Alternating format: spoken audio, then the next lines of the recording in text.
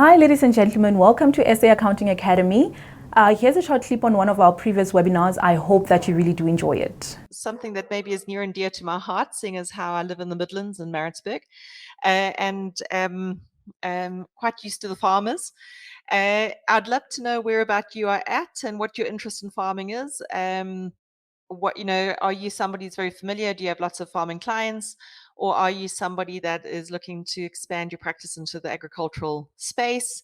Just a bit of a heads up for me would be really, really appreciated. We've got quite a bit to cover today, so if you can bear with me. I am going to venture outside my comfort zone as well a little bit, and we've got some tax here. Normally, I would take a 4-hour session to do this. So we've got some things to talk about and to think about, but let's get on with it. I am actually also, just as a heads up, if anything happens technically, I am sitting in the dark. Since Friday, we've had about 6 hours of Eskom supplied electricity. So I'm hotspotting and working off the grid a little bit at the moment. So we are making a plan. I can see some familiar faces and some familiar names popping up in the question box, so it's fantastic. Nice to see some of you are sort of entering the space of farming. Some of you are most probably stalwarts and very familiar with it. So just to touch base again, to refresh with some of you, and some of the rest of you will be brand new, interesting stuff. What's quite fascinating for me is that you'll notice that we're using IFRS for SMEs together. IFRS and IFRS for SMEs are actually pretty aligned when it comes to agriculture, when it comes to farming. Their principles and their thoughts are pretty much on point.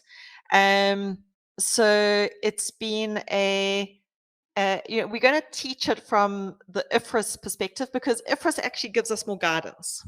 Okay, so IFRS gives us more detail and gives us more guidance. IFRS for SME sort of says, oh, well, there's this inventory sort of tucked away somewhere over there. By the way, if you've got a biological asset, do this. It doesn't really give us too much in the standard to sink our teeth into. Okay. So it really is easier to come back to full IFRS and get the, I've got game farms. Yay. Anyway, sorry. It's sort of like, look, squirrel. You get more guidance and more insight into the topic from the full IFRS standard. But if you had to go interchangeably between the two, you pretty much do the same for IFRS for the SMEs and IFRS. So don't get thrown, is what I'm really trying to get to, about the fact that you're on SMEs and I'm talking full IFRS, because what you're doing in the concept and the way you unpack it is going to be exactly the same. I see some of you are bringing some very interesting challenges. The citrus farmers, I'm happy with. You guys are easy to deal with. Game farmers, we've got some challenges. Sugarcane, you are the bane of my existence, because you've got some interesting challenges. Timber, some interesting challenges. Those of you that are going into macadamia farming, not so different to what you might think, although maybe not something that you used to. So what you did last year might not be able to apply. Okay. Poultry farming I can deal with, although I'm going to ask you whether you are doing broilers or whether, eggs. But yeah, so lots of different interesting ideas to talk with. Okay. So the tax at the end is a little bit of a nice to have. Tax and farming actually hasn't changed much since Pa fell off the bus. It is still pretty much what you used to, although it's a little bit different to the general run-of-the-mill farming. It is a bit ring-fenced, and it has a few special exceptions.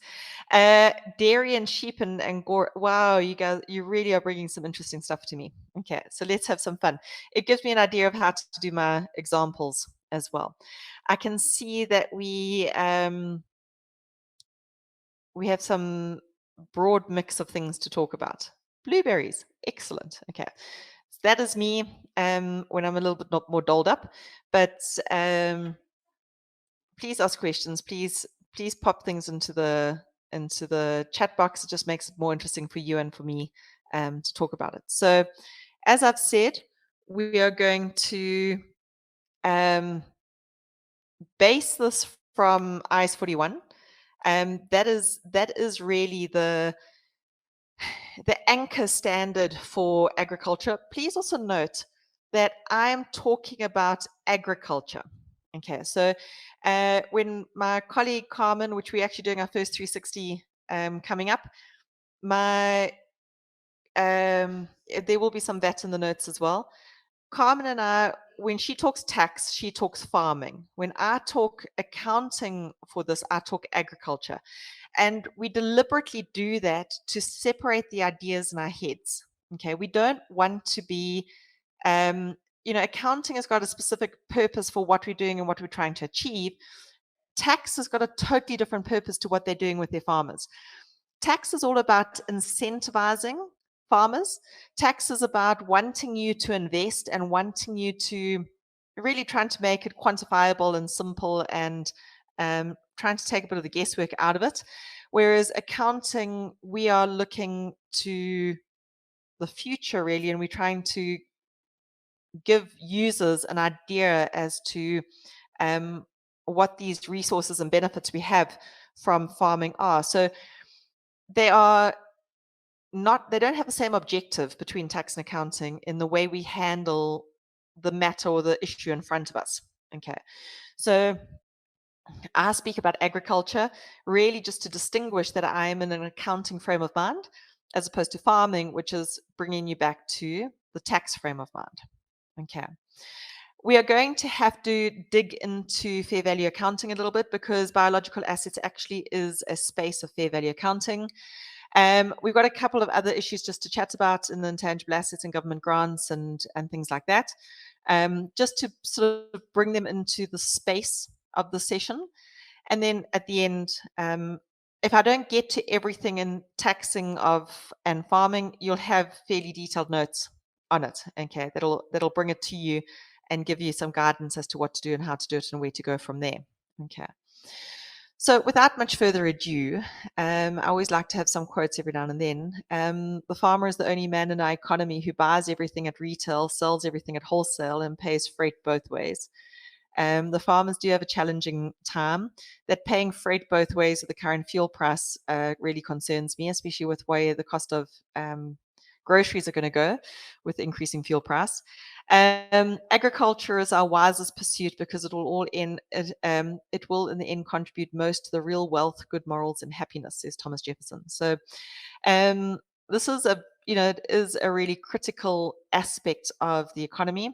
It is really fundamental to life.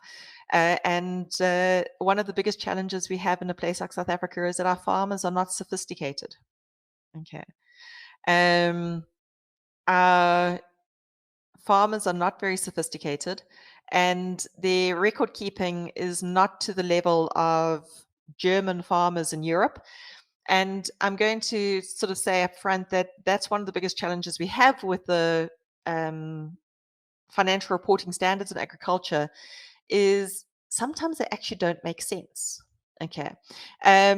The agricultural standards in accounting are written, they fit really nicely from a balance sheet perspective. Okay. So from a balance sheet perspective, the agricultural standard works really nicely. From a income statement or a performance statement perspective, they kind of give us a load of rubbish. And I'm going to be very brutal and very honest with you on that. I'm actually going to make a suggestion right now that you introduce a statement in your set of financial statements, much like you would do for manufacturing and for some other industries, which is a farming statement at the back, sort of a supplementary extra in your set of financials, which is going to be the income statement that your farmers want to see. Okay, because the statutory income statement and the statement that IFRS is going to generate, your farmers are not going to understand. They're not going to get it. They're not going to understand what you're trying to show here because it's not going to be in terms of their language and their understanding. If you do agricultural the way that the standard says for you to do it, you're not going to have sales and cost of sales. Okay, you're going to have a fair value adjustment, where your farmers are going to ask you upfront, well, how many cows did I sell? I hope that you enjoyed that video. For more of our webinar videos, go to www.accountingacademy.co.za. Thank you and have a lovely day.